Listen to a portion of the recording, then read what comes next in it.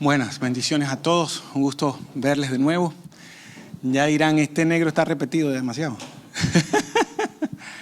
Pero gracias a Dios el Señor nos ha permitido compartir este tiempo y hoy quiero que también mi esposa esté conmigo y juntos vamos a llevar este tema para que podamos dar como cierre a lo que hemos estado hablando. Déjame darte este patín.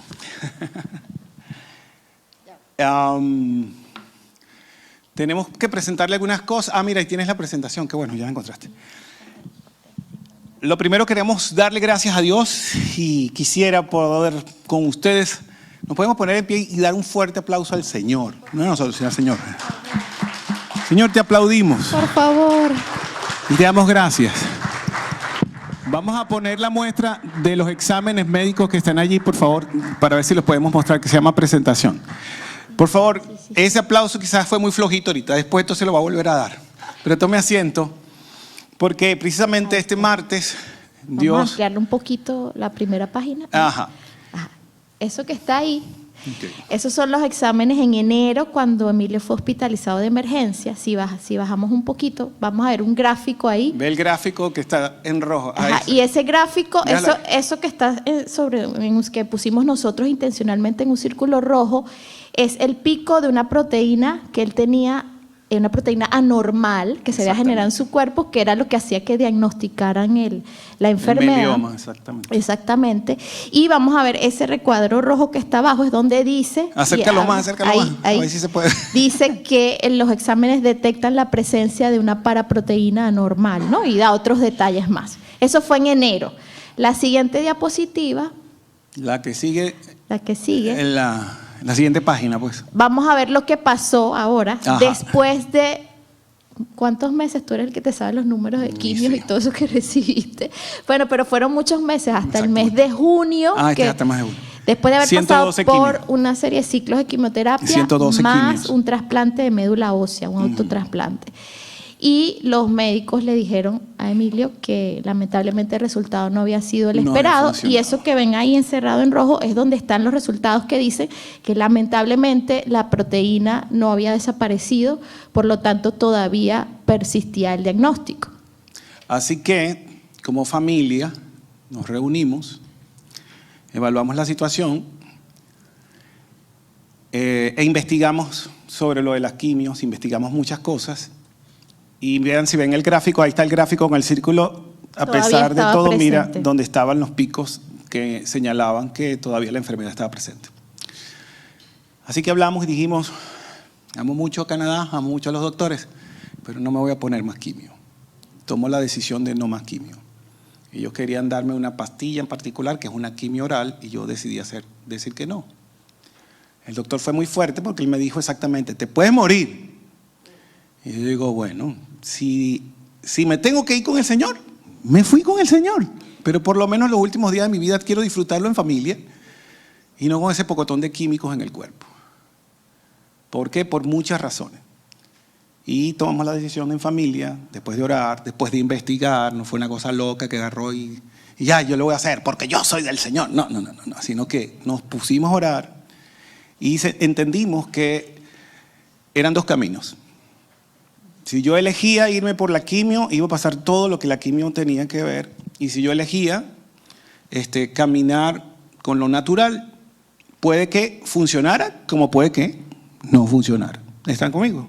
Así que dependíamos absolutamente de Dios. Y creo que también en ese momento la prueba era cómo vas a reaccionar, cómo van a reaccionar ustedes, Emilio y Carolina, si después de todo este tiempo, toda esta oración, todo lo que ha estado pasando en este proceso, todas las lágrimas, tantas cosas que se mueven cuando uno está pasando por un proceso como este, ¿cómo vas a reaccionar si los médicos te dicen no funcionó? Exacto. ¿Qué vas a hacer? Entonces también fue un desafío en ese momento a nuestra fe, y Dios nos ayudó a mantenernos confiados en Él, sí. Que mientras Él está presente, eso es lo más importante.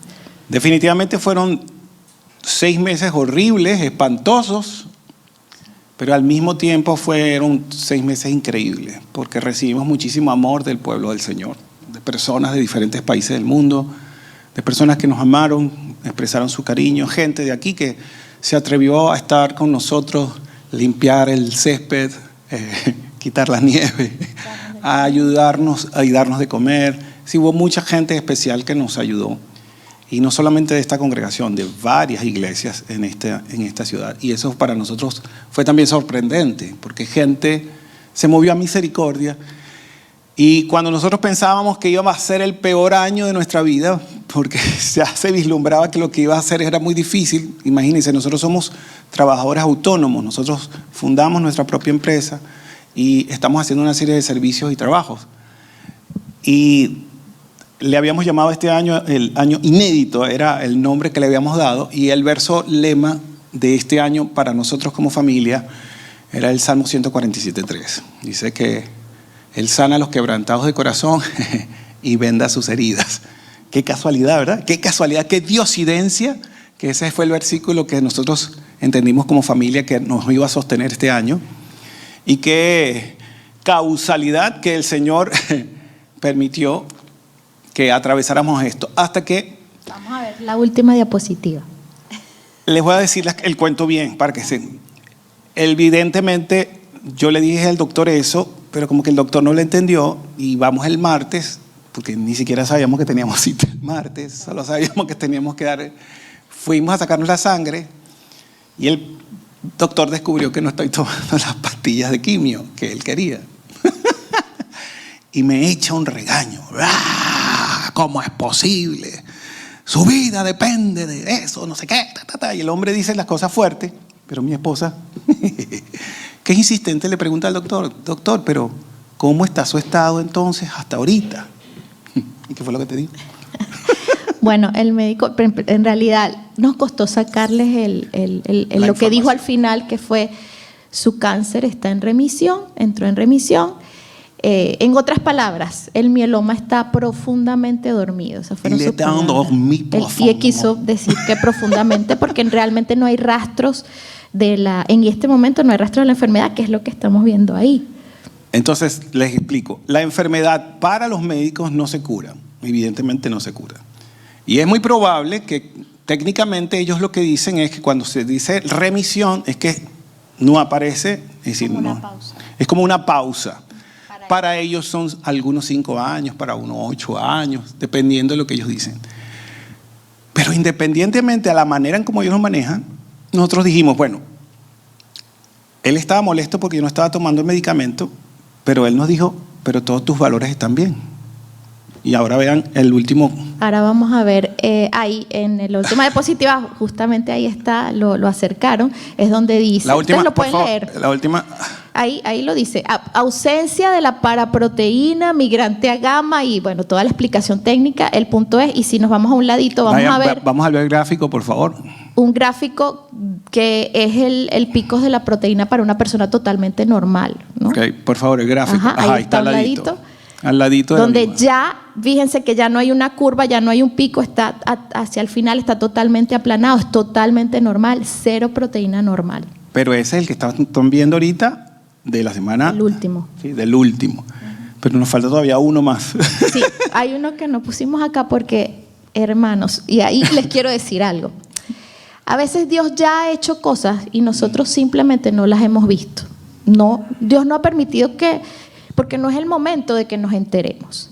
En realidad Emilio estaba sano mucho antes, porque cuando nosotros empezamos a revisar los exámenes, porque hay unos de agosto que se perdieron, que dicen que no aparecen, pero los exámenes más anteriores que encontramos, del 23 de septiembre, ya, lo que pasa es que nosotros no sabíamos leer el examen. Decía lo mismo, decía ausencia de la paraproteína. Se pidieron exámenes extra y están ahí, los tenemos. Y esos exámenes extras inmunológicos dieron el mismo resultado. Fueron y buscaron al médico que lo había recibido a él en enero, el doctor Witton. Lo había recibido en el hospital para que él validara y confirmara ese examen. Nosotros no lo sabíamos. Dios permitió que lo supiéramos ahora. Y el médico guardó silencio por un tiempo. No, les costó darnos la buena noticia. No fue igual con las malas noticias. Esas llegaron muy rápido. Las malas noticias siempre nos las dieron rapiditos y en calientico. Pero la buena noticia no nos las querían decir. Era muy gracioso. Y lo tremendo es que al final, con todo eso que ustedes están viendo en la gráfica y con todo lo que Dios ha hecho, no hay rastros del cáncer ya en mi cuerpo. No hay. No hay. Y eso es para la gloria de Dios. Aleluya. Es para la gloria de Dios que podemos decir. Si nosotros no tenemos palabras como explicar, podemos cambiar ahora la otra presentación, por favor. Es importante entender que cuando nosotros servimos al Señor, tenemos que celebrar las victorias que tenemos en Dios, sea cual sea esa victoria. Así sea, es que el Señor me levantó mi matica que estaba muerta. Celebre su matica que estaba muerta y de repente revivió. O es que estaba atendiendo a su mascota y su mascota estaba bien. Celebre la mascota que estaba bien. Lo más importante es que usted tiene un Dios poderoso, un Dios fuerte, un Dios grande, un Dios que hace milagros. Miren, todos estos 6 meses junto con mi esposa hemos recibido, sí, palabras de fe, pero también unas palabras que son literalmente de muerte. No, es que tienes que aceptar la voluntad de Dios, pero no como alguien que realmente está buscando la voluntad de Dios, sino muérete, hijo. ¿Para qué vas a luchar? Muérete, tienes que aceptar la voluntad de Dios. Y yo he sido persistente y aún más lo sigo siendo, porque mucha gente no sabe que Dios me hizo a mí un milagro cuando yo tenía 15 años, que me sanó del corazón. Y ese milagro, cuando yo tenía 15 años, a los 51, a los 15 al revés, me sostuvo este año. Porque lo único que ellos vieron que estaba fuerte era mi corazón. Todos los órganos colapsaron, menos el corazón. ¡Qué casualidad! Que fue el primer milagro que el Señor me hizo a los 15 años y que este año Él quería como volver a confirmarlo y decir, yo soy el Dios que hace milagros. No importa lo que tú creas, yo sí creo en mi plan y en lo que yo tengo acerca de ti. Porque muchas veces nosotros estamos muy confundidos por nuestras religiones, es decir, por nuestra organización religiosa. Porque ciertamente van a haber algunos que van a decirle a usted, Dios todavía no opera milagros hoy. Y es posible que se encuentre con gente así, gente que es creyente en Dios, pero todavía se atreve a decir que Dios no hace milagros hoy. Yo sé que eso no pasa aquí, pero lo sé porque cada vez que estamos en una carrera por recibir algo de Dios, siempre va a haber alguien que te va a decir las razones por las cuales no se puede hacer. ¿Sí o no? Todo el tiempo la gente sabe qué es lo mejor para ti, ¿verdad? ¡Qué increíble! Todo el mundo sabe lo que es mejor para ti, menos tú. ¿No te parece sorprendente? Que tú eres la persona que menos sabe lo importante que es para ti, sino todos los que están alrededor, tu tía, tu prima, tu abuela, tu amiga, todo el mundo. Y llega un momento en el cual tú quieres creer en algo, pero es imposible creer porque pareciera que todo alrededor de ti juega a decirte lo que no eres capaz de hacer. You can't. Tú no. ¿Me explico? Entonces por eso queremos tocar este tema, o nuevamente queremos acercarnos. Si quieres vamos a la última donde nos quedamos la semana pasada, por favor. Porque quisiera que pudiéramos centrarnos en lo que significa para nosotros ahora como familias el participar de aquí, de la obra de Getsemaní. Y si está en internet, que pueda comprender lo que significa que usted esté pasando por una situación fuerte y difícil. Porque realmente todas las situaciones son como una especie de hook, ¿cómo se dice? Hook, anzuelo. Como una especie de anzuelo que le está tratando de acercar para que usted pueda acercarse a lo que Dios quiere decirle. Ya se me olvidó lo que se me dice en inglés. Pero lo cierto es que hay un anzuelo que Dios quiere utilizar para acercarle a usted. Pero ya ese anzuelo viene con usted, viene en forma de vocación. Todos ustedes tienen una vocación, algo a lo que están siendo llamados a hacer. ¿Tú tienes una vocación? ¿Cuál es tu vocación? Bueno, a mí me gusta.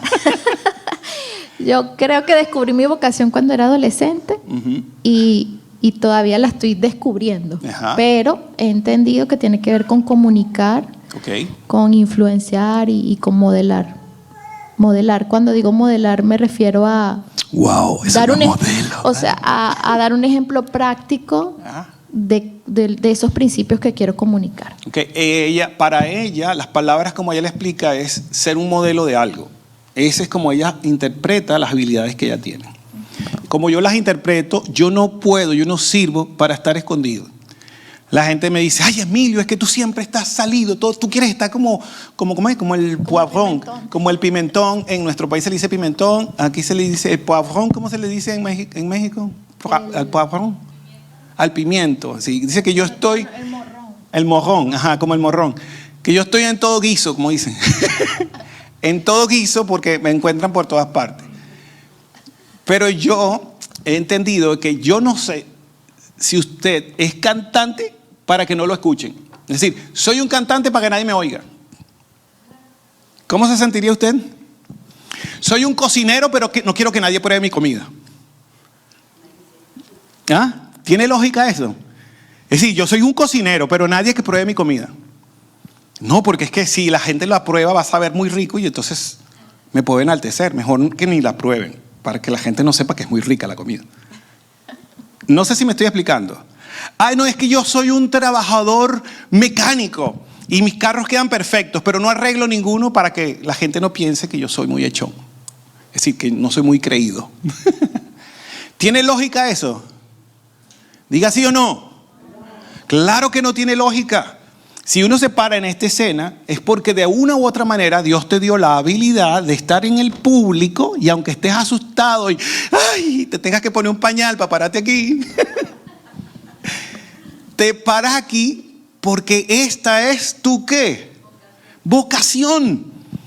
Fuiste llamado para estar frente a la gente, fuiste llamado para estar. Hay algunos que no, ¿verdad que sí? Hay algunos que le gustan o tienen otras vocaciones, pero todos tenemos una vocación. Todos tienen vocaciones y todos tienen la capacidad de estar o frente a una tarima o debajo de la tarima y son felices también. Yo tengo un amigo donde dice, haz que yo haga lo que quiera por ti, pero jamás me ponga frente a la gente. Pero es excelente, hace las cosas técnicas, hace todo eso y ese amigo hace de todo y nadie lo ve. Nadie lo ve, pero él es feliz haciendo eso. Yo soy al revés. Yo sé que ustedes no se han dado cuenta, pero a mí me cuesta estar calladito y que nadie me vea.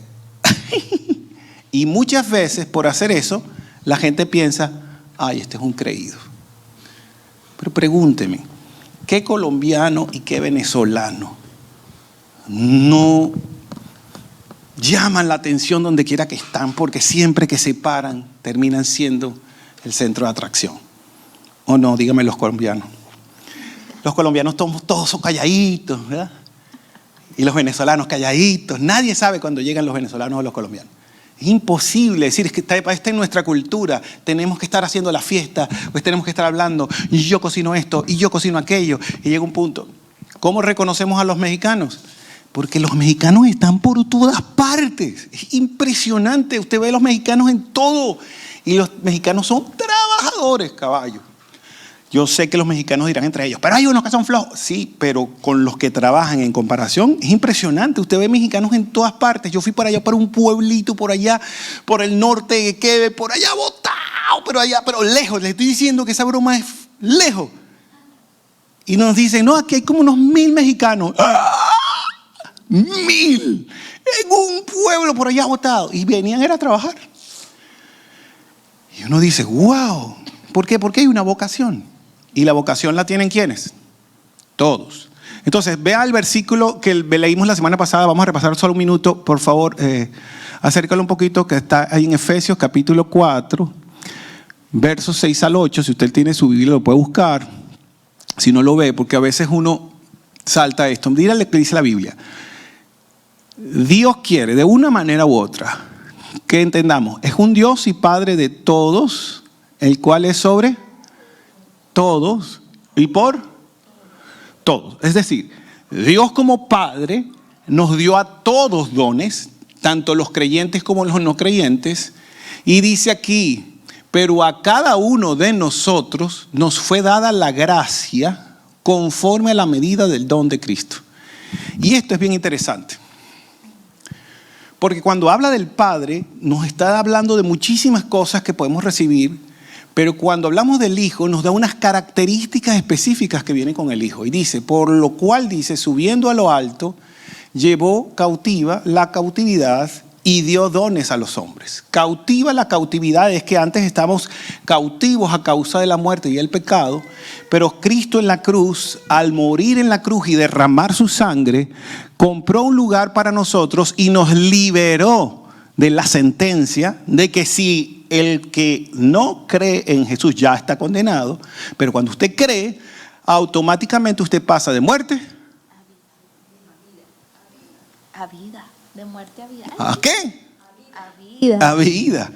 ¿Qué significa esto? Que si Dios me ha pasado de muerte a vida, ahora yo tengo otra manera de ver mi vocación. Las cosas que yo he recibido, las cosas que me caracterizan. Hay mujeres que son extraordinariamente bellas, aunque todas sean bellas. Porque si Esther no hubiese sido bella, en gran manera, no hubiera podido ser la esposa del rey Asuero para poder liberar a su pueblo. ¿Me logro explicar? Y esa belleza no era que se la puso el diablo. Yo no sé por qué la gente tiene particularidad de que cualquier cosa que sea extremadamente buena, eso es el diablo que me trae una tentación. Y no se entiende que el diablo no es creador. El diablo no puede crear. No hay ningún versículo que diga que él pueda crear. Y el único versículo que habla que él tiene poder o que le da poder es en Apocalipsis, cuando dice, y se le dio poder para. Pero de resto, el diablo no es como nuestro Dios. No hay comparación. Él no puede crear. Él necesita que tú te olvides de los dones y las habilidades que tienes para él poder engañarte, para que uses tus dones y tus habilidades en cosas que terminen alejándote del plan de Dios para tu vida. Muchos de nosotros estamos confundidos porque decimos que venimos a la iglesia y queremos servir en la iglesia, pero tenemos solo el concepto que nos ha dado la tradición. Y entonces pensar en servir en la iglesia es tocar quizás un pandero, pararse aquí en el púlpito, pararse en las puertas. Y uno piensa que ya solamente es eso, ya yo estoy sirviendo al Señor. Y a veces cuando la gente piensa que solamente hacer ministerio es cantar, ¿no? Y esa gente, o mejor dicho, la mayoría de nosotros nos enganchamos con estas figuras y pensamos que esto es servir al Señor. Y resulta ser que esto no es totalmente servir al Señor.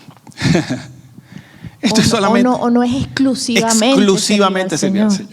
Porque servir al Señor es mucho más amplio que lo que usted hace dentro del templo. Lo que usted hace dentro del templo es necesario hacerlo y vamos a ir hacia ese punto. Pero si yo entiendo que Jesús subió a lo alto y dio dones a los hombres, es porque hay un don especial que viene con Cristo que está empaquetado exclusivamente para usted. Efesios 4, 1 al 2, que tú lo ves allá más abajito. Ajá. Miren lo que dice: yo pues, preso en el Señor, yo les ruego que anden como es digno de la vocación con que fueron llamados. ¿Qué es vocación? ¿Qué es vocación? ¿Ah? No, el llamado es lo que yo puedo hacer. Yo puedo decir, Verónica, ven para acá. Pero llamarte. Ajá, entonces, y yo le digo a Verónica, ven acá, quiero que en este momento bailes. ¿Viste cómo hace Verónica? ¿Pero por qué? Porque no es su vocación. Es decir, su vocación no es venir a bailar. No sé si me explico. Esa no es su vocación. ¿Está conmigo o no? Le digo a la hermana Georgina, véngase porque usted va a agarrar. Venga, móntese. O hermana Juana, véngase, móntese. Hermano Fidel, móntese la batería. ¿Lo pueden hacer? No, porque esa no es su vocación. Lo que quiero decir con todo lo que están pensando es que las habilidades que Dios nos ha dado parten de una vocación. Y la Biblia me dice que yo, pues, preso en el Señor, diciendo Pablo cuando escribía su carta, les ruego que anden como es digno de la vocación con que fuiste llamado. Hay algo que Dios llamó a que ustedes pusieran a sus pies. Y ya lo tienen. Nadie se los va a dar con una oración. Nadie se lo va a entregar y le va a imponer las manos y le dice, ahora tienes un ministerio. Eso no se entrega. Es decir, ningún ser humano entrega ministerio. Ni pastor, ni apóstol. Nadie puede entregar ministerio. Podemos orar por la gente para que participen y sirvan, como oraron por Pablo y Silas, que oraron por ellos para que hicieran la obra del ministerio, pero no podemos darle a la gente ministerio. ¿Están conmigo? Eso no es nuestra función, porque dice el Señor que es Él el que puso el ministerio. Y Él nos llamó por la vocación que tenemos. Por eso nadie se sienta mal porque tenga varias cosas en su mente. Hay algunos de ustedes que cocinan, pero hay otros que no solamente cocinan, son muy buenos en matemáticas. Algunos son muy buenos en los números y los cálculos, pero hay otros son muy buenos en las letras. Hay otros son muy buenos en las letras, otros son muy buenos en el diseño, otros son muy buenos hablando con la gente y convenciendo a la gente de algo. ¿No se han dado cuenta que algunos de ustedes hasta son fáciles para vender cuando se les proponen? Pero a otros no son fáciles. Yo no vendo ni un alfiler.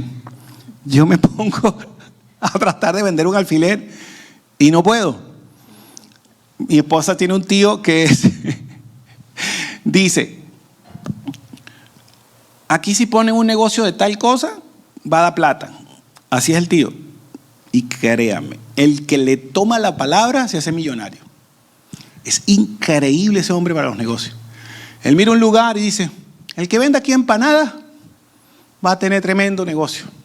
Y efectivamente, le agarró a alguien la idea, vendió empanadas y se fue arriba. Y tú dices, ¿cómo ese hombre tiene esa capacidad? Es una vocación. Hay gente que tiene una habilidad tremenda para las finanzas, hay una gente que tiene una habilidad tremenda para la expresión y las comunicaciones. Y pasando más adelante, vamos a acelerar un poquito ahora.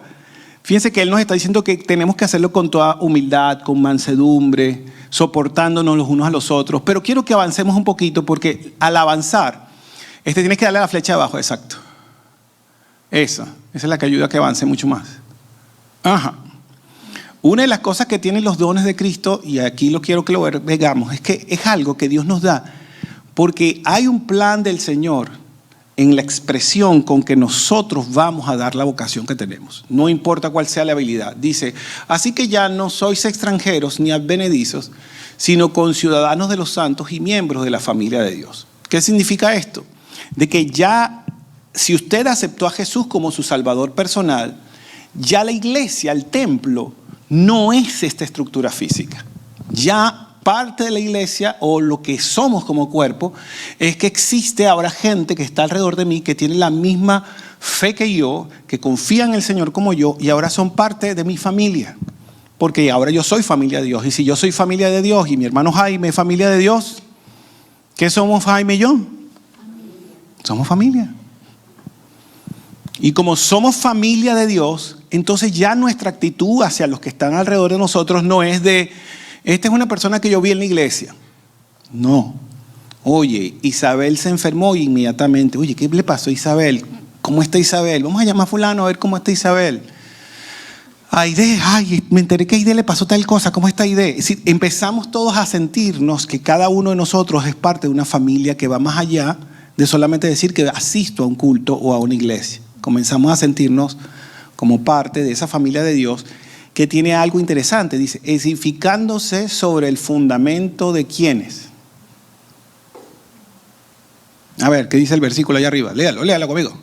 ¿El fundamento de quién? ¿Sobre qué nos estamos construyendo o edificando? ¿Sobre el fundamento de quién? Apóstoles y profetas. Ahora, escuche bien. Si uno leyera eso con lo que hemos aprendido de la tradición evangélica, ¿usted se sentiría seguro de ese versículo? ¿Estaría feliz de leer eso? Dígalo con confianza. No, yo no me sentiría seguro. ¿Por qué? Porque si dice que son los apóstoles, y vean la cantidad de apóstoles que han surgido por ahí, gente diciendo llamarse apóstol. Y si dice profetas, un pocotón de gente que se llama profetas por ahí. Con las loqueras que la gente ha hecho hasta ahora, ¿usted aceptaría esa frase? Apóstoles y profetas es el fundamento de la Biblia. No. Entonces, eso que está diciendo ahí, para que ustedes lo sepan, viene del griego. La palabra apóstol, que es una persona enviada en representación de, y la palabra profeta es un mensajero. Entonces, cuando dice edifíquense sobre el fundamento de los que fueron enviados y fueron mensajeros del mensaje, ¿Qué es lo que está queriendo decir allí Pablo? Le está diciendo, siendo la principal piedra del ángulo, es decir, la primera piedra de cualquier cosa que los enviados hayan traído o los mensajeros hayan traído, hay un fundamento. ¿Cuál es ese fundamento? Cristo. Y si yo entiendo que el fundamento es Cristo, entonces ninguna doctrina, ni evangélica, ni católica, ni mormona, ni testigo de Jehová, ni adventista, ni bautista, ni sana doctrina, ni de ningún tipo de INA, está por encima de ese fundamento. ¿Están conmigo? No existe otro fundamento. ¿El fundamento es quién? Y si Cristo es el fundamento, ¿todos somos qué? ¿Qué dice el verso? ¿Somos qué? ¿Familia de quién? Punto. Si ya yo sé que soy familia de Dios, ya la iglesia está hecha. Somos iglesia. Porque todos hemos entendido que el fundamento... ¿Quién es el fundamento? Cristo. ¿Cuál es la diferencia de decir que el fundamento es Cristo con respecto a lo solo Jesús?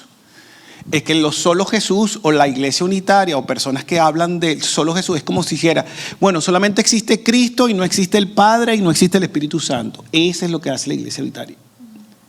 Y eso no es lo que dice allí. Sino que el Padre, por su gracia, envió a Jesucristo y Jesucristo puso ¿el qué? El fundamento. ¿Y quién era el fundamento? Él mismo. Murió en la cruz y derramó su sangre y puso el fundamento. ¿Y qué hicieron los apóstoles y profetas? Hablar de Cristo. Hablar del fundamento. Hablar de lo que estaba por venir. Por eso es tan importante lo que viene. Seguimos adelante, por favor.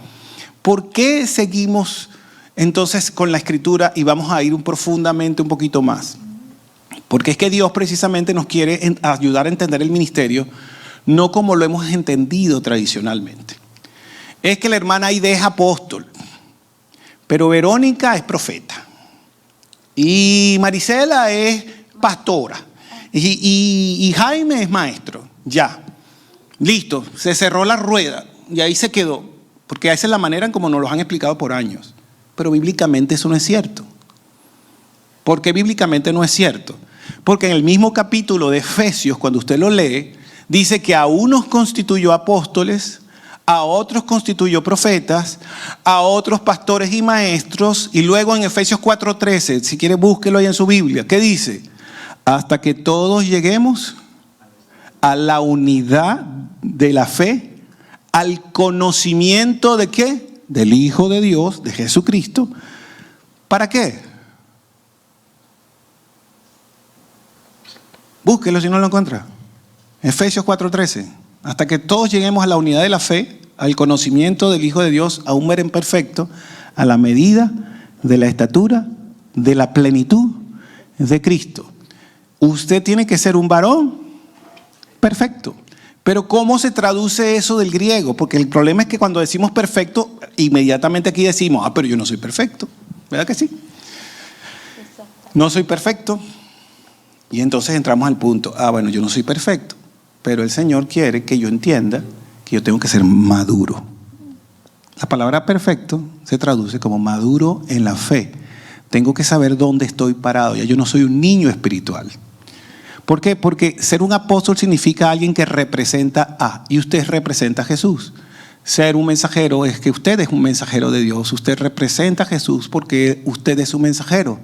Pero usted también tiene que cuidar a la gente. Por lo tanto, usted tiene que ser pastor de la gente. Pastor de sus amigos. Pastor de su familia. Usted tiene una acción pastoral que hacer. Aunque usted no lo entienda. Un hombre que tenga un hogar y no sea el sacerdote de su familia está errando su función como hombre dentro de la casa. Porque los varones somos los que llevamos la autoridad espiritual y la dirección espiritual en el hogar.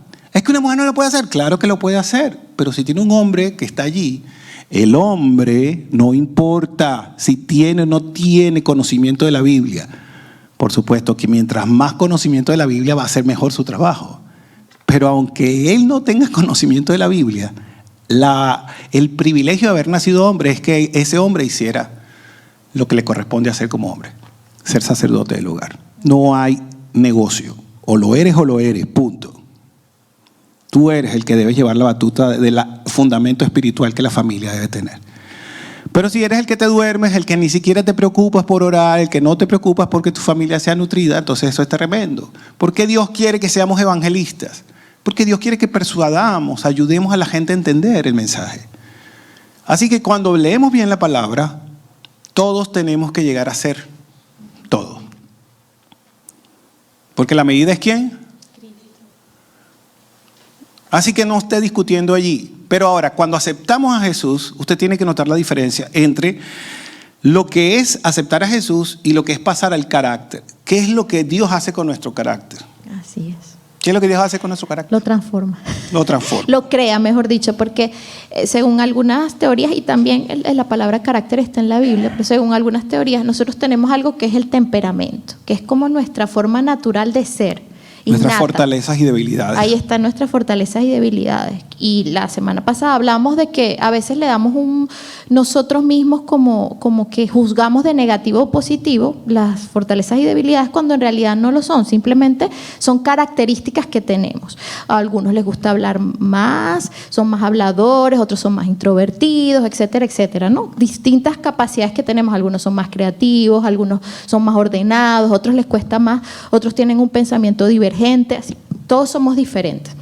El punto es que hay una parte que es genética, que es innata, que nacemos así. Y si vamos a ver un bebé desde que está, desde que sale del vientre de su mamá, ya se empiezan a notar ciertas tendencias y ciertas características. Ese es lo que traemos de paquete. Ahora, nosotros no nos quedamos así toda la vida. Y si nos quedamos así, estamos mal. Nosotros vamos adquiriendo experiencias, conocimientos y vamos creciendo, y en ese proceso de crecimiento vamos hacia una madurez, es lo que se espera, aunque a veces nos puede pasar que en un punto de la vida nos quedemos estancados en una etapa y no queramos seguir a lo siguiente, pero lo saludable y lo natural es que yo nunca en toda mi vida pare de crecer, de avanzar, de transformarme. Todos los días yo me estoy convirtiendo en algo, estoy avanzando, y ese algo debería ser en ser más como Jesús, ¿no? Porque Él es el modelo. Entonces el punto es que ese es el carácter es ese yo transformado, ese temperamento natural ahora procesado. Yo creo que todos tenemos ejemplos prácticos en nuestra vida de cosas que antes pensábamos que no podíamos hacer y luego aprendimos. Doy un ejemplo rápido conmigo. A mí me costaba un poquito más el tema de relacionarme con la gente, porque tengo una inteligencia interna, se me fue la palabra, pero es como una intrapersonal muy desarrollada, y me gusta como meterme en mi mundo, conocerme, analizarme, descubrirme. Eso me ayuda a muchas cosas, pero también en algunos momentos eso me hacía que no supiera cómo abordar ciertos contextos y ciertos entornos. Y en determinado momento de mi vida, muy joven, hay personas a las que en el momento me cayó muy mal, pero yo les agradezco que fueron 100% honestos conmigo y me dijeron: Carolina, así es como te percibo, como una persona así, así, así, así. Y fueron cosas difíciles para mí de digerir, pero me empecé a dar cuenta que también es importante no solo lo que eres, sino cómo tú se lo transmites a la gente, porque a veces se pueden estar llevando una idea errónea y es tu responsabilidad. Eso transformó mi carácter, porque yo no manejo mis relaciones interpersonales hoy como las manejaba cuando tenía 13 años, cuando me pasaron esas cosas. Entonces, ¿soy la misma persona? Sí, soy la misma Carolina, él es el mismo Emilio, pero con conductas, comportamientos, capacidades para decidir totalmente diferentes. Eso mismo pasa cuando venimos a Jesús. Nuestro carácter es transformado más a su imagen. Absolutamente. Y cuando es transformado, entonces cambian muchas cosas. Vean esto.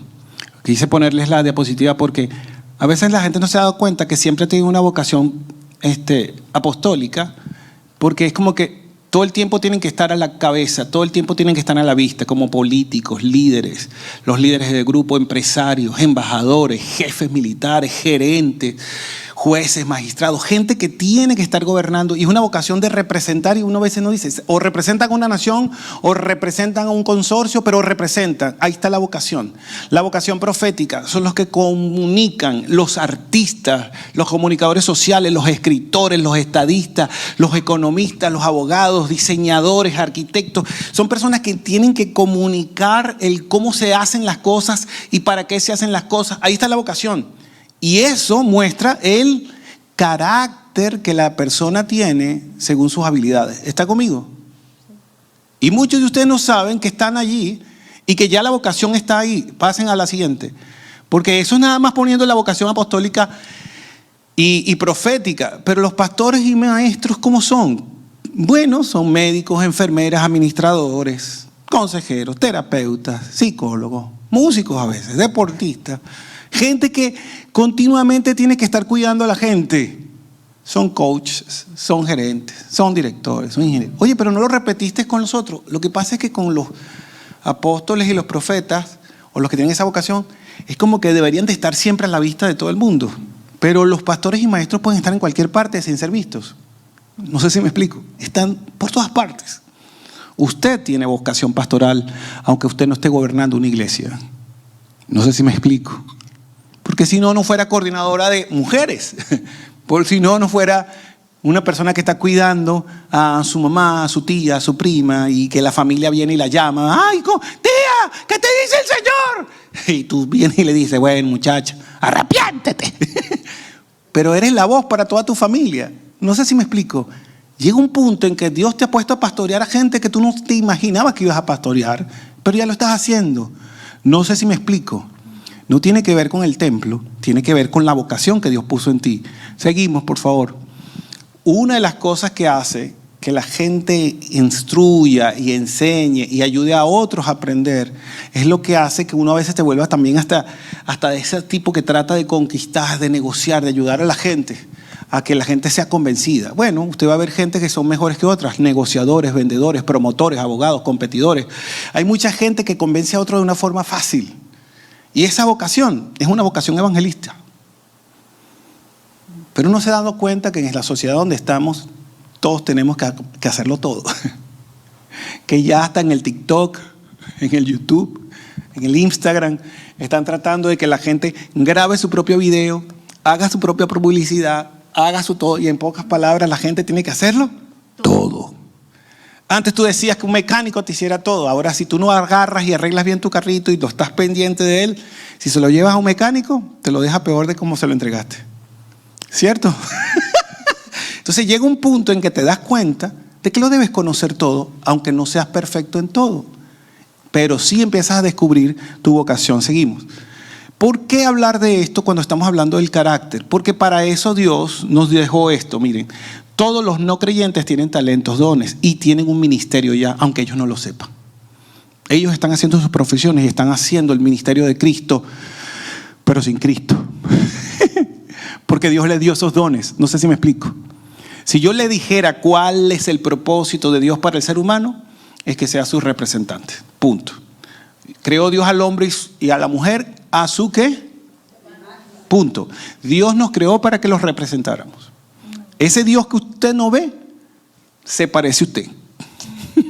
Y en palabras de Cristo, como él definía su ministerio, era: yo les he dado a conocer al Padre y lo daré a conocer aún. O sea que su función era conocer, bueno, y nuestra función, porque somos imitadores de Cristo, es conocerle y darlo a conocer. Ahí se resume todo.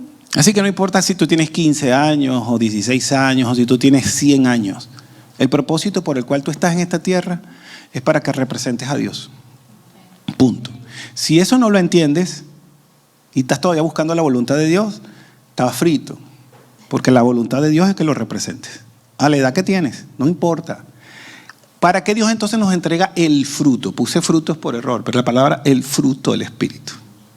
Porque es que el fruto del Espíritu está por encima de nuestro propio carácter natural. Es eso que Dios añade cuando tú aceptas a Jesús como tu Salvador, para que ahora lo que emane de ti sea un carácter controlado por el Espíritu de Dios. ¿Me explico? El carácter carácter del Espíritu Santo en nosotros produce en nosotros gozo, paz, paciencia, benignidad, bondad, fe, mansedumbre, templanza. ¿Para qué todas esas cosas tienen que fluir? Es porque yo estoy en paz, tengo el fruto del Espíritu. ¿Será para eso?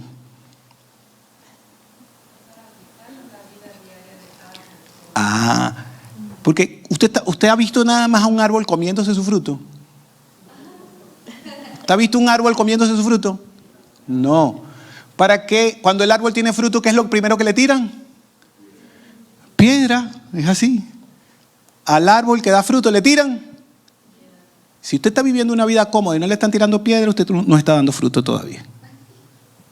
Si no le están tirando piedra y su vida es muy cómoda, entonces usted no está dando fruto. Porque cuando uno da fruto y la gente se sienta al lado tuyo y dice así, ay, me siento tan bien con Aide cuando estoy hablando con ella. Porque cada vez que me siento a hablar con Aide siento paz. Yo puedo estar en la calle, pero cada vez que me siento a hablar con Aide, siento una paz. ¿Qué fue lo que comí de Aide? Paz. Yo no sé qué me pasa cuando me siento a hablar con Jaime. Porque cuando estoy hablando con Jaime, yo creo que lo puedo lograr lo que sea. Pero cuando yo no veo a Jaime, yo dudo hasta de lo que voy a hacer. Pero basta que me ponga a hablar con Jaime y ahora yo siento que puedo hacer lo que sea. ¿Qué estoy comiendo de Jaime? ¿Qué es lo que estoy comiendo de Jaime? Valor. Templanza, dicen por allá. No, fe. Porque está la fe de Jaime, está la fuerza de Jaime que me provoca hacer lo que sea. ¿Y qué pasa con Carolina? Si te toca comer el fruto de Maricela, ¿qué es lo que sientes cuando estás con Maricela? Paz también. Fe. Porque ha pasado por procesos y la he visto sonriendo, la he visto servir aún en medio de la dificultad. Y te provoca entonces servir. Y me provoca servir. Y entonces cuando te provoca servir, ¿está comiendo de Maricela qué? Ay, ¿cómo se le llama eso en el fruto del Espíritu? Bondad. No sé si me explico. La gente que come de nuestro fruto se emociona y empieza a hacer lo mismo que nosotros estamos haciendo. Pero cuando usted no está dando fruto, si la gente cuando está al lado suyo lo que siente es gana de mandárselo al Señor.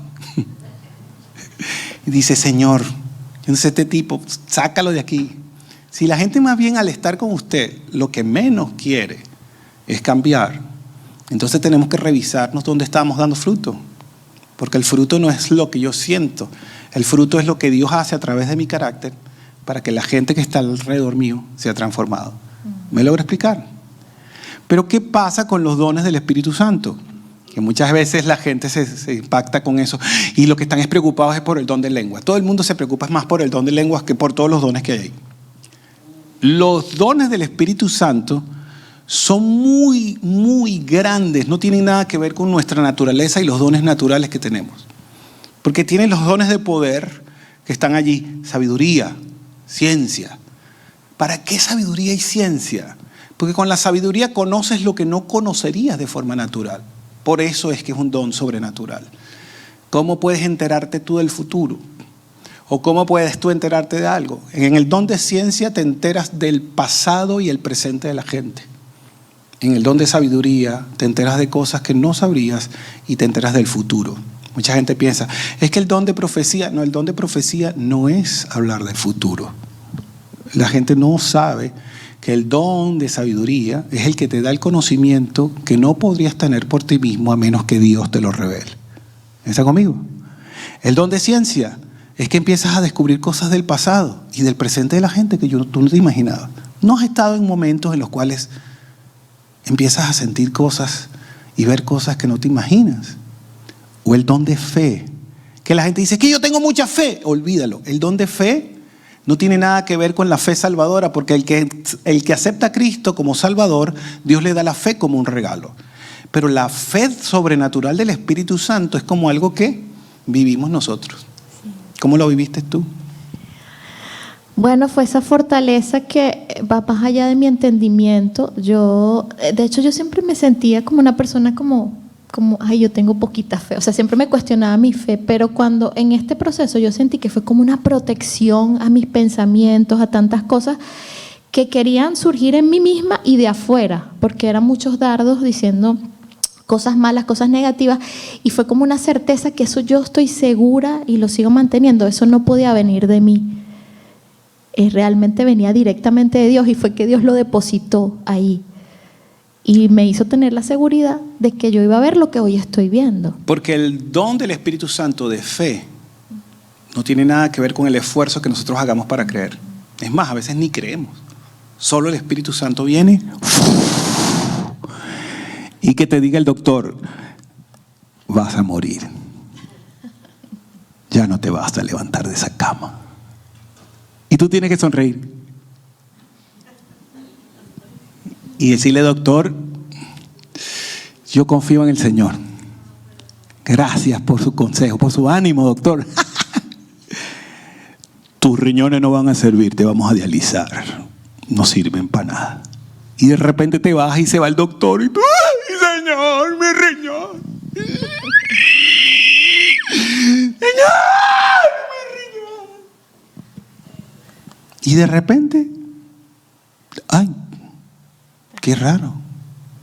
No tenemos que dializarlo. Ay, se está recuperando su riñón. Pasó del 30% ahora al 50%. ¿En qué momento? Me explico. ¿Cuándo carrizo yo iba a poder tener fe de que un riñón se iba a acomodar de un día para otro? ¿Eso es natural? No. Y más cuando de repente hay un hermanito que se te acerca y se acerca con amor, porque lo hace con amor. Hermano, acepta la voluntad de Dios. ¡Ay, papá! ¿Qué quiero decir con ese acepta la voluntad de Dios?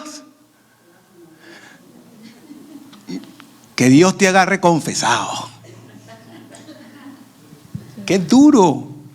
Y que en medio de eso que tú estás sintiendo, tú le puedas decir, Señor, yo creo en ti. No sé cómo, pero creo. Mi tía, le dijeron que su sobrino tenía una osteomielitis. Es que el hueso se va desgarrando, se va desmoronando hasta volverse arena. Y el hijo tenía desmoronado toda esta parte baja y se le desmoronó. Y los doctores dijeron, así mismo, el doctor le dijo, esa pierna me la como. ¿Sabes lo que eso significa, no? Sí, voy a cortarle la pierna. Y mi tía, como buena creyente, se levanta y le dice, doctor, usted no es Dios. Y si yo no le autorizo, usted no le va a tocar su pierna. Pero se le va a morir su hijo. No se va a morir, doctor. Voy a comprar el tutor. Necesitaba un tutor que estuviera acá, y que se le uniera los dos huesos, quedaran allí. Pero estaban ya vueltos a arena. Le dijo, doctor, el Dios va a sanar a mi hijo. Y lo va a sanar porque su palabra dice que si yo pido algo creyendo en su nombre, Él lo va a hacer. Y este hijo mío va a ser testigo del Señor. Y ustedes van a ser testigos del Señor. Ay, no le cuento. Eso fue un año horrible de burlas. Los doctores se reían de mi tía. La gente se reía de mi tía. Porque era la evangélica loca. Pero, ¿qué creen que pasó? Bueno, ella consiguió el tutor carísimo. Le pusieron el tutor. Le pusieron a distancia los huesos. Y comenzaron a orar. Y le hicieron el tratamiento. Y le daban el tratamiento. Y no sé qué, y no sé qué más. El hueso creció. Y el hueso se pegó. Mi primo está ahorita por Colombia. Y vive con su familia allá. Y es tremendo. Porque él está totalmente sano. ¿Qué quiero yo decir con esto? Esté pasando?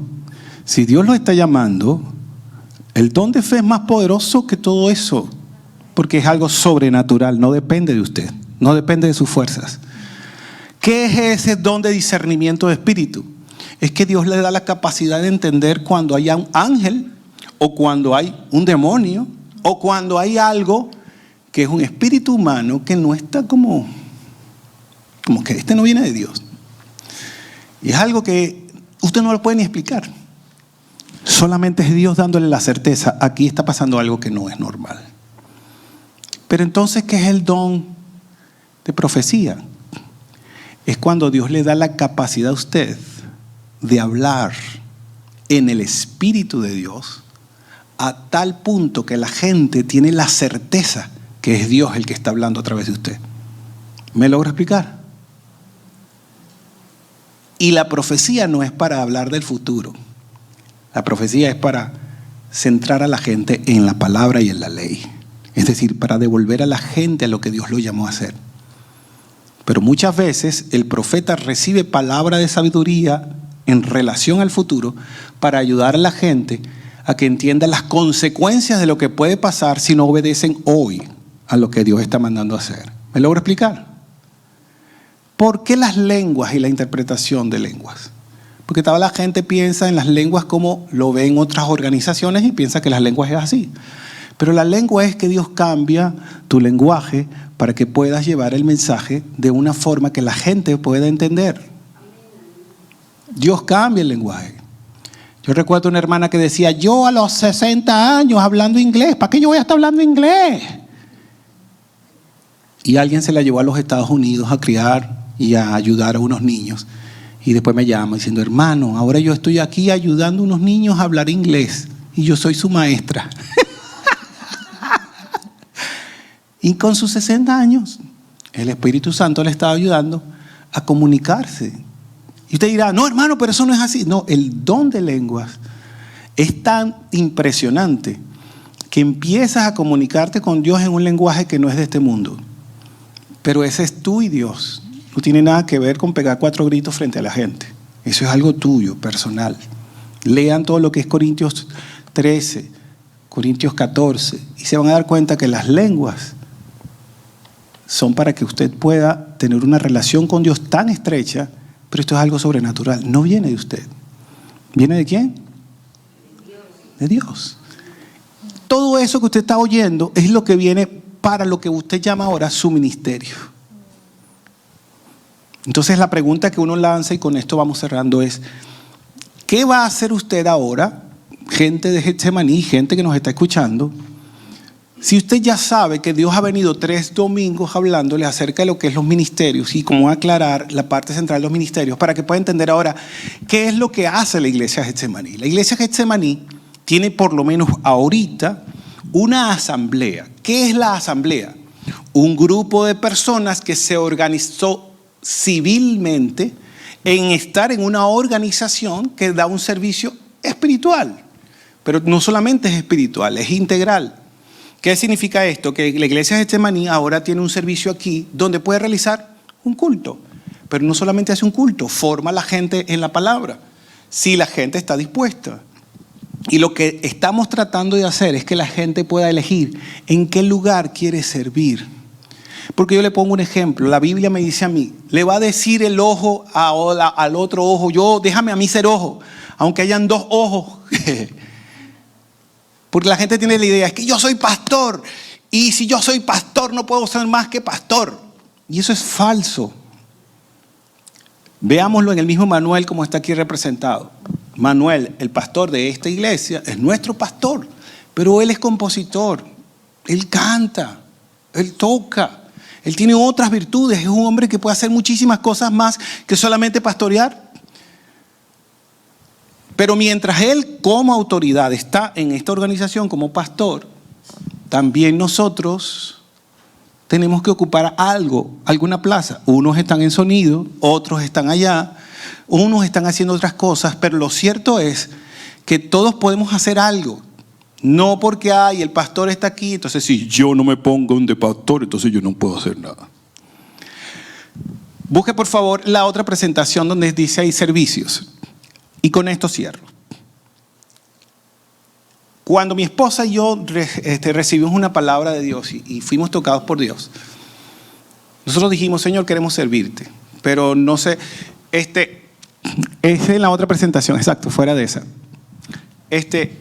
Y le decíamos al Señor, ¿cómo servirte? Y nosotros entendimos al orar que nosotros no queríamos trabajar dentro de la congregación o dentro de la iglesia local. ¿Por qué no queríamos trabajar dentro de la iglesia local?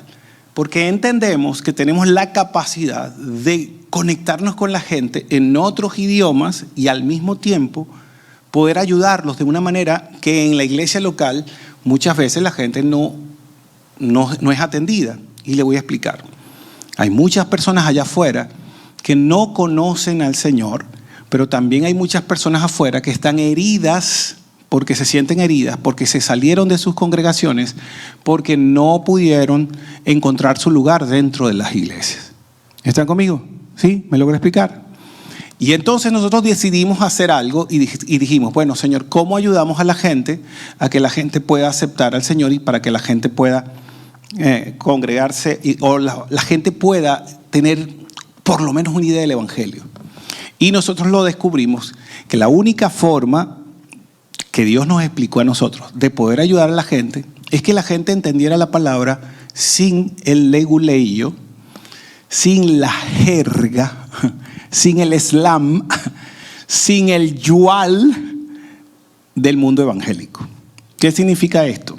Todos nosotros hablamos demasiado, hermano Emilio, siervo, sierva. Y esas son palabras que uno las entiende aquí, porque es este contexto. ¿Me logras pescar? Imagínase Verónica diciéndole a su jefe, ¡epa, siervo! Vengo a hablar con usted, al jefe. Verónica, ¿qué te diría? Está chiflada, ¿verdad? Imagínese ya. Erickson hablando con su cliente y viene a hablar con su cliente y le dice, hermano, en la fe poderosa de Jesucristo, te vamos a firmar ahora un contrato. ¿Qué haría el cliente? Se espanta. Porque el lenguaje se puede adaptar. Lo que no podemos adaptar es el principio, porque el principio sigue siendo el principio.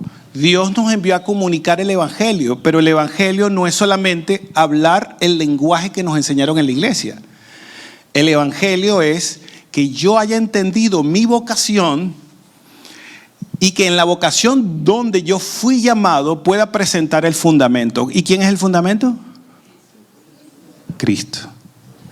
Entonces la pregunta y el llamado a todos los que son de la iglesia Getsemaní es, hemos entendido que los necesitamos a todos ustedes para que esta congregación pueda mejorar su servicio a la gente. Necesitamos músicos, necesitamos cantores, necesitamos gente que pueda participar con las mujeres y con los hombres. Pero no solamente eso, necesitamos que comprendan que la iglesia no es una reunión de los domingos, ni la iglesia es una reunión de los sábados. La iglesia es el cuerpo activo de Jesucristo viviendo su vocación con excelencia. ¿Saben qué es triste? Que la gente diga en la calle que no puede contratar a un cristiano porque trabaja mal.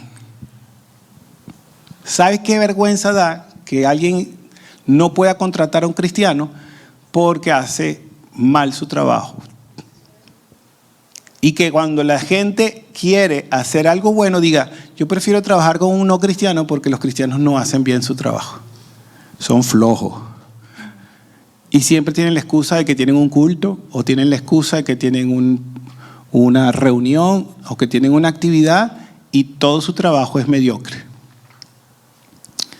Para nosotros que estamos trabajando en el centro comunitario, ha sido tremendo porque lo que Dios nos ha hecho eso es fundar fundaciones. Tenemos una en Venezuela, una en Perú, una en República Dominicana y una aquí en Canadá. Y hemos visto que a través de la ONG nosotros hemos podido llegar a la gente con comida, con ropa, con actividades educativas. Y una cosa fue preciosa cuando los de aquí, los que estaban en la francización, dijeron, qué bonita maestra nos pusieron. Yaretsi para nosotros es una maestra excepcional. Y wow, ustedes en su iglesia tienen gente buena. Da risa porque estamos hablando de gente que no conoce a Dios y no conoce a la iglesia. Pero por el buen trabajo de uno de los miembros de esta iglesia, la gente se pregunta, ¿y qué hacen allí? Ella no les pegó, yo no vi a Yarexi diciendo, ¡arrepiéntanse! En francés, arrepente. ¿Cómo se dice arrepenté en francés? Repentance.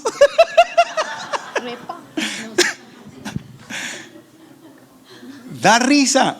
Ella no dijo eso, pero fue tan excelente su trabajo que casi ninguno de los alumnos de Yarexi renunció. Es increíble. Ninguno. Que se quedaron hasta la siguiente etapa y siguieron la siguiente etapa porque fueron capaces, la mayoría de ellos, mientras otros desertaban, ellos siguieron. ¿Qué quiero decir con esto? Es que estoy poniendo ejemplos prácticos de que ustedes en esta congregación tienen unos pastores de lujo, porque son pastores formados. Y además de eso, tienen un equipo de trabajo. Nosotros estamos contentos con el pastor y su labor, porque yo no necesito competir con Manuel. Nos sentimos como amigos, hablamos como amigos. Y es tan bonito porque los dos conocemos nuestro lugar. Él ya sabe que yo tengo la ONG, él ya sabe que yo estoy trabajando para otros países y hablamos y compartimos y apoyamos. Pero yo no puedo negar mi habilidad de cantar, y aquí estoy. Pero ese es mi ratico que estoy aquí. Y aquí estoy utilizando mi habilidad para que la iglesia local sepa que aquí yo estoy. Pero mi trabajo está afuera.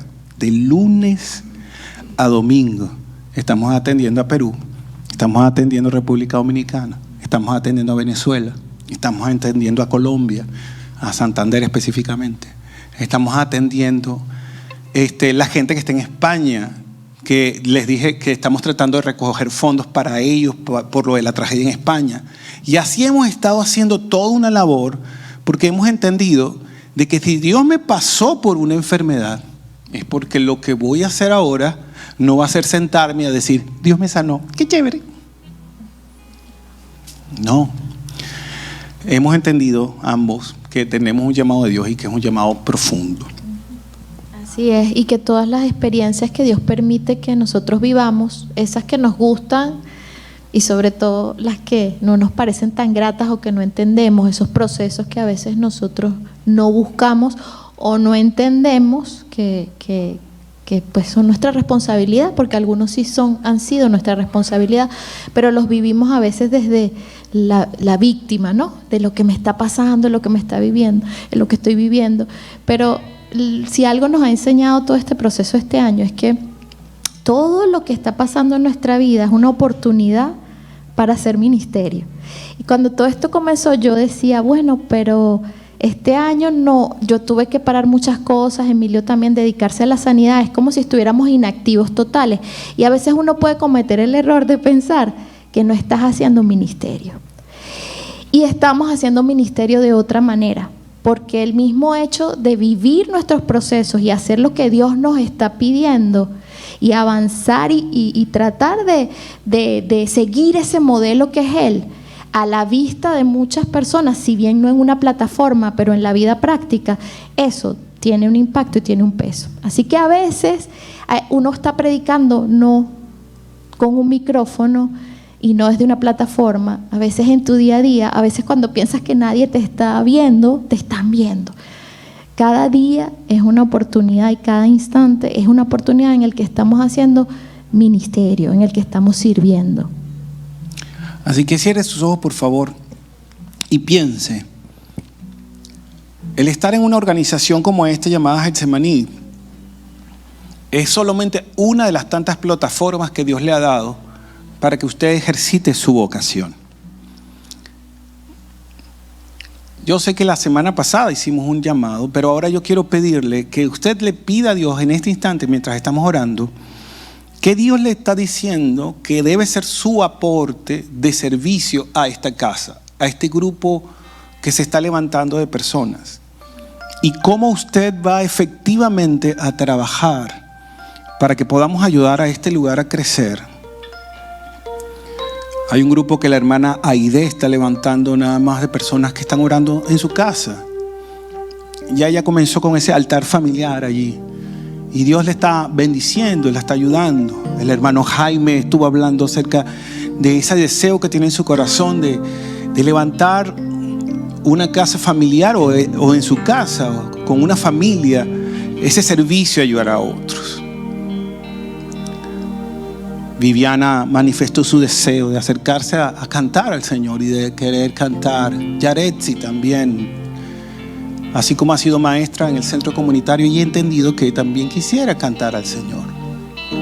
Y así, cada uno de ustedes tiene tantas cosas, tiene tantos dones y talentos, que Dios lo que les está pidiendo a ustedes simplemente es que usted saque un poquito de su tiempo. Hermana Erika, no la vemos aquí dentro del templo, pero no ha faltado. Esa es una mujer increíble, incansable, orando todos los miércoles por todas las necesidades de todos los que estamos aquí. La hermana Isabel, a pesar de todas las cosas que estuvo haciendo, que tuvo que ser operada y todo lo demás, ahí está en su salón dándole las clases a los jóvenes. Es decir, aquí hay gente que está participando una y otra vez y haciendo un esfuerzo para que las cosas funcionen. Y ahora que viene la asamblea para la próxima semana, que estemos conscientes de que todos somos parte de un ministerio grande que está creciendo y es el cuerpo de Cristo. Somos familia de Dios. Y si tú estás aquí viéndonos desde internet, esto no solamente aplica a los que están dentro de esta iglesia, tú que estás escuchando allí en internet. Dios tiene un plan contigo y quizás no sea en el templo, pero quizás sí. Pero sea donde sea que Dios te está llamando en esta hora, lo más importante es que reconcilies tu vida con Dios. Y al reconciliar tu vida con Dios, también reconcilies tu corazón con el hecho de que Dios te dio los dones y talentos necesarios para lo que vas a hacer. Y por eso Dios quiere que te despiertes, que no te encasilles en lo que te dijo algún pastor, algún sacerdote, algún líder, algún gurú, sino que empieces a entender que Dios quiere romper límites y quiere llegar a ti para ayudarte a transformar naciones. Quiero orar. Si tú estás allí y quieres darle tu corazón al Señor, dile al Señor estas palabras: Señor, tú me has llamado con toda mi vocación. Desde niño tú me conoces y sabes lo que yo soy capaz de hacer. Yo te rindo mi corazón y mi vida, porque tú en la cruz moriste y derramaste tu sangre para perdonar mis pecados. Y ahora, Dios, quiero entregarte lo que soy, rendirme y decirte, Dios, que tú eres mi Señor y tú eres mi Salvador. Hazme nacer de nuevo para vivir y hacer lo que tú quieres para mí. Tú eres mi Señor. Ayúdame. Dame dirección a dónde tengo que ir, con quién tengo que hablar, para yo poder, Señor, servirte con la vocación con que tú me has llamado, Señor. En el nombre de Jesús. En el nombre de Jesús. Ahora permítame orar. Señor, te doy gracias por estas personas que están orando en lo íntimo y que han entregado su vida. Toca sus corazones, sus mentes, sus pensamientos. Ayúdales a donde ellos están. Que tu presencia los toque, tu presencia los ayude, tu presencia llene sus vidas. Gracias, Señor, que tu Espíritu los inunde con poder y tu gracia los cubra con poder. Padre, tu palabra dice: recibiréis poder para que seáis testigos en Jerusalén, Judea, Samaria y hasta los confines de la tierra. Señor, afirma el corazón de estos tus hijos que están aquí bajo este techo, que han sido llamados por ti, que han dado fruto de tu espíritu, que la gente conoce lo que ellos están viviendo. Rompemos toda maldición, toda palabra que haya querido apagarlos, o toda palabra que haya querido desanimarlos, o toda palabra que haya querido confundirlos.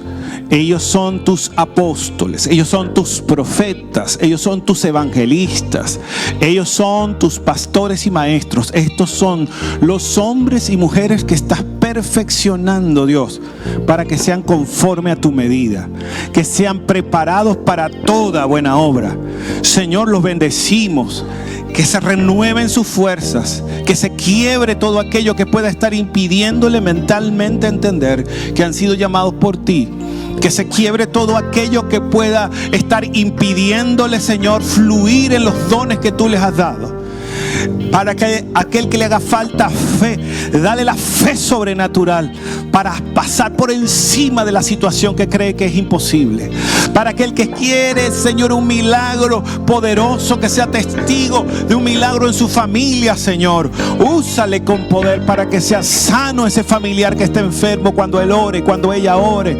Padre, en el nombre de Jesús, es conforme a lo que dice tu palabra, que este don no es de nosotros, sino que tú lo haces conforme a lo que tú quieres, Señor. Como tú quieres, para lo que tú quieres, Señor. Que no tiene nada que ver con nosotros, tiene que ver contigo, Dios. Ahora, en el nombre de Jesús, te alabamos. Que fluya el don conforme a tu plan para con sus vidas. Don de fe donde se necesita fe. Aliento de vida, Señor, para abrir la boca y profetizar en tu nombre, Señor. Hablar inspirados por tu Espíritu. Padre, en el nombre de Jesús, que se desaten las lenguas del Espíritu. Lenguas que no tienen que ver con el pensamiento religioso. Esas lenguas que sirven para testificar de tu poder. Esas lenguas que van a ayudarles a ellos a hablar un mejor francés, a hablar un mejor inglés. Esas lenguas que les van a hacer hablar hasta en otros idiomas que ellos mismos no entienden, pero que va a comunicar tu palabra, la inspiración de tu Espíritu. Señor, las composiciones, los escritos, los libros que van a salir de esta familia de fe. Señor, tú eres el que inspiras con poder el corazón de tus hijos. Los talleres, las conferencias, lo que ya tú has puesto en el corazón de ellos, Señor, y que están haciendo allí como una semilla en sus corazones. Espíritu Santo, muévete como tú quieres. Aleluya, precioso. Te adoramos, Dios. Te adoramos. Oh, bendito, bendito Dios. Holy, holy, holy, holy. Holy Spirit. Precious Jesus. Almighty God. Almighty Lord. Te adoramos, Dios. Oh, precioso Dios. Tu puissant. Tu puissant.